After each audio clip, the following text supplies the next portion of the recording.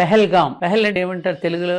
మొదటి పహలా. గ్రామం పహలా. అలా ఈ పెహల్గాం అనేటటువంటి జాతిని ఒక్కసారి మేలు కొలిపింది. ఇది దేనికోసం జరిగింది అనుకుంటున్నారు?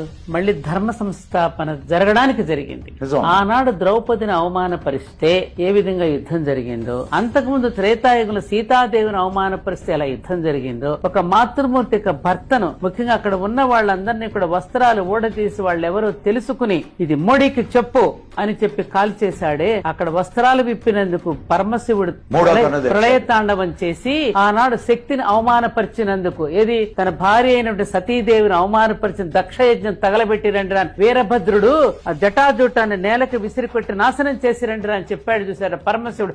అదే సంఘటన జరిగింది ఇక్కడ. ఆ తల్లికి జరిగిన అవమానం నీ మోడీకి చెప్పరా అంటే వెళ్లి మోడీ అనే విష్ణుమూర్తికి చెప్పింది. విష్ణుమూర్తి సుదర్శన చక్రాన్ని సంధించాడు. ఏమంటారు?